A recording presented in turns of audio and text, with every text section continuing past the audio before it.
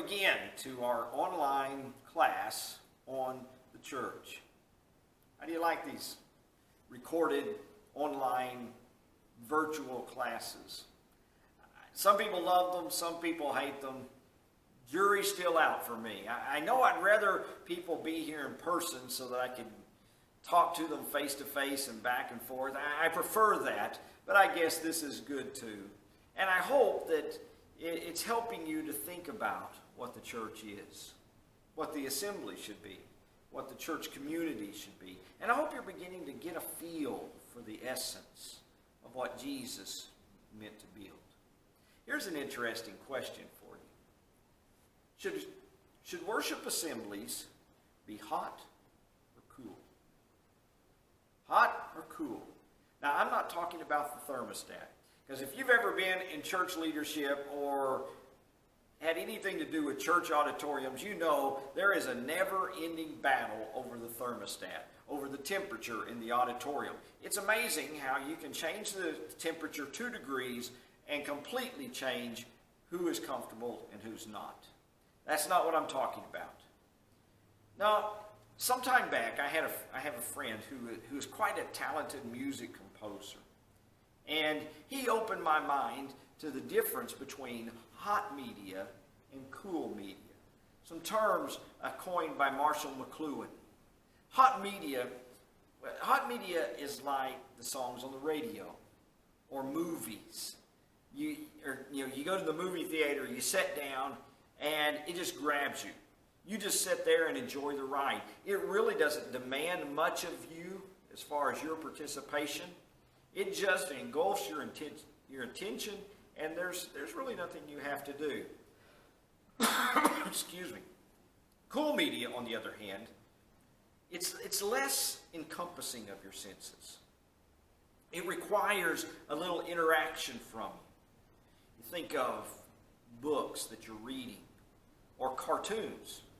You have to complete the experience with your own thoughts and your own feelings. Like I said, hot media is like the movie theater. You just kind of passively enjoy it. Cool media is like books or cartoons, less overwhelming, and there's more space there that demands that you fill in your thoughts. Oftentimes I hear people fuss a little about going to church. And they get into something that resembles, why do I have to go and sit and listen to a preacher? I don't get anything out of it. And I realize what they're saying. Church services, they're saying, are just not hot enough. They don't grab me. They don't engulf me. And when people say, why should I go to church? They're looking for me to give them a hot answer. Because what they want is to come to church, be thrilled, inspired, and experience the rapture of the presence of God, and then be sent home, all within 1 hour, and definitely get out before everybody else hits the restaurants in town. People in those thoughts are thinking of a hot church.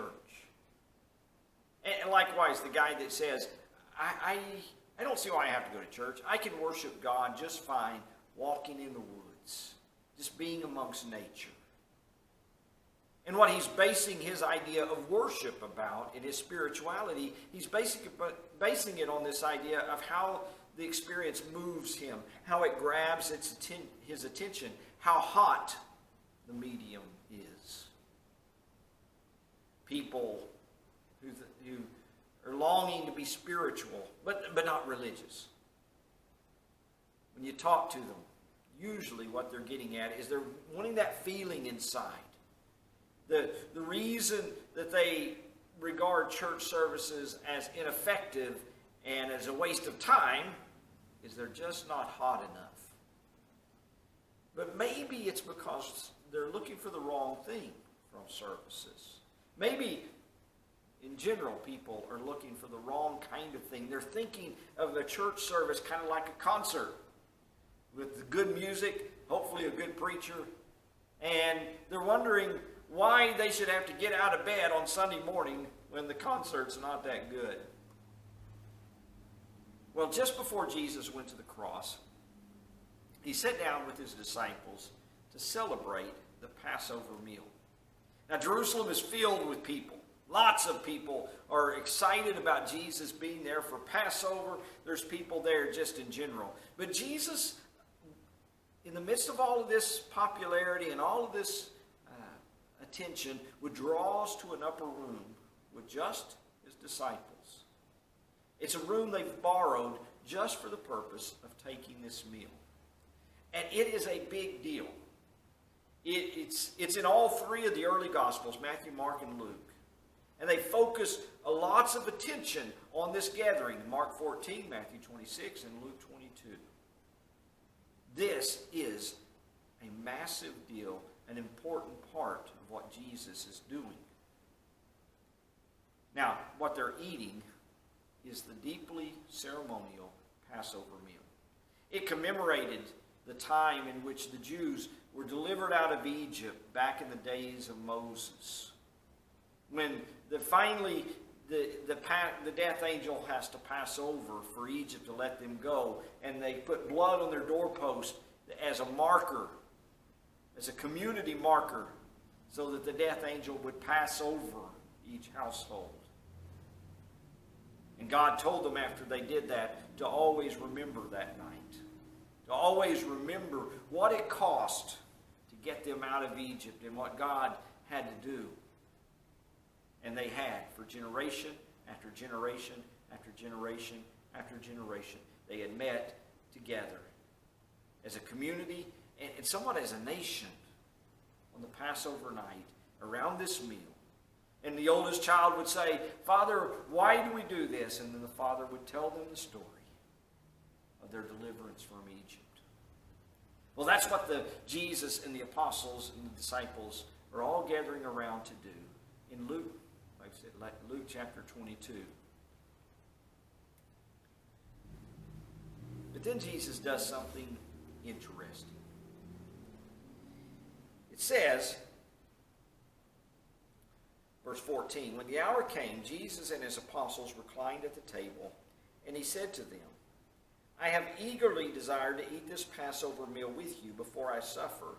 For I tell you, I will not eat it again until it finds fulfillment in the kingdom of God.' After taking the cup, he gave thanks, and he said, 'Take this cup and divide it among you. For I tell you, I will not drink again of the fruit of the vine until the kingdom of God comes.' And he took bread, gave thanks, and broke it, and gave it to them, saying, 'This is my body given for you. Do this in remembrance of me.' In the same way, after the supper, he took the cup, saying, 'This cup is the new covenant in my blood, which is poured out for you.'" Jesus tells them that not only was the Passover meal looking back to Egypt and their bondage and their deliverance from Egypt, he said this meal has always been looking forward as well. It was going to be fulfilled in him. Now we know what's getting ready to happen, and we understand the fulfillment because he is within hours of going to the cross. And the next time they eat this meal together, it will be on the other side of the crucifixion. And they will think of it in terms not of the blood of the Passover angel, but they will think of it in terms of the blood of Christ and what he has done. After his resurrection, they understood. And so, on the first day of the week, the early church gathered together to share the bread and the wine, this ceremonial meal. And this meal became a symbol of who they were. You find it mentioned in a few different places. Probably the biggest treatment of it is 1 Corinthians chapter 10 through 11. But anytime you find the church gathering together in the New Testament, they may teach the scriptures, they may preach, they may sing, they may do all kinds of things when they get together. But the reason they're together, the reason they gather together every week on the first day of the week, was to gather around the table as a family and declare their devotion to Jesus and to one another. You see, it was important. Kind of like family dinners. Now, Family dinners are hard to come by anymore. And maybe you're lucky to be in a house where everybody gathers at the table. But family dinners are important. And it's not about the food. It's not about how hot the experience is. It's not about how good the food is. Every meal, is not Thanksgiving dinner with fabulous food. But it's not about how satisfying the dinner is. It's about being there. When our kids were growing up, my wife dug in her heels about something that was important to her. And that was, when it came time to eat, if you were in the house anywhere, you had to come out of your room and eat. And every once in a while a child would say, but what if I'm not hungry? Then the rule was, you have to come out and sit here with the rest of us and watch us eat. But you have to be here. Because it wasn't just about the eating. It was about the fact that you're a member of this family. It was about your place in the family. The meal meant much more than that. And so what would happen if one of the children missed the meal? Yeah, not much. No big deal if from time to time you miss. But what happens if you're always missing the meal? What happens if you're choosing and you're pleading to stay in your own bedroom rather than come out? And you do that meal after meal. Well, that is significant because you have called into question your connection to the family. My wife understood the importance of that moment in which you come together to say, we're part of this.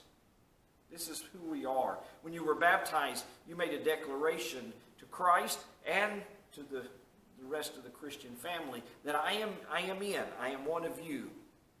Now each week, as we gather around the Lord's Supper, we are reaffirming that relationship. 1 Corinthians 11:26, we're proclaiming his death until he comes. See, when someone says, I don't see why I have to go to church. Why can't I just worship among nature? I do better by myself. The introvert. And what they mean by that is, when I'm out by myself, that's when this warm feeling of spirituality comes over me. And that happens easier when I'm by myself, and for some people it does. And that's not all bad, this feeling of being spiritual and connected to God. I think it's some of what is meant when it says in Revelation that John's, in verse 1, he says he was in the Spirit on the Lord's day. Yeah, maybe that's true. Maybe you do feel it more. But when you're out there by yourself, you can't gather around the table with your brethren. The only way you can gather around the table with your brethren is together. See, worship is more than just this deep spiritual feeling. The worship assembly is more than that. Awe and reverence are also awe and reverence are to be experienced alongside of submission, calling together before the Lord, and fellowship, being amongst his people. Jesus is the head of the church, Colossians 1 says. And therefore, we follow him, and he set up this meal in which we gather together. By the way, if Jesus set up the meal, and he did, whose interest was he looking for? Whose interest was he looking after? Is it somehow beneficial to him? No, it's we who need this community time around the meal. Hebrews 10:25 says, don't give up meeting together. Don't forsake the assembling of yourselves together. And people say, is that a command? Well, it's more than a command. It speaks to your need. They had all types of gathering, and the Lord's Supper is one of those gatherings. But it's a cornerstone. It's a place where you all come together, and you need that time together. 1 Corinthians 10:17, he says that when we gather together, we all participate together in the fellowship with the cross. We all share the same loaf. It is that doing it together that is important. And if you should not be here, well, that speaks volumes. Now, once again, if from time to time, if you're not here, nobody thinks anything about that. But if it goes on week in and week out, what's that say to people? What's that? What are you telling the body? If you would rather sleep an extra hour rather than remember Christ, if your allegiance to the kickoff of the Packers and the Patriots outweighs your allegiance to the body, what does that say?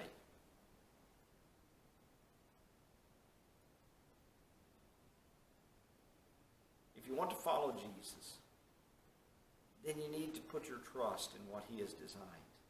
You need to put your trust in his word. And gather each Lord's Day, each week, with brethren around the table in the Lord's house. I like to think of the Lord's Supper like the Knights of the Round Table. Imagine, or that night when Jesus takes this meal, imagine if he told them, here's what we're going to do. And he lays out the mission before them. And then he takes the bread, and he takes a bite, tears off a piece and eats it.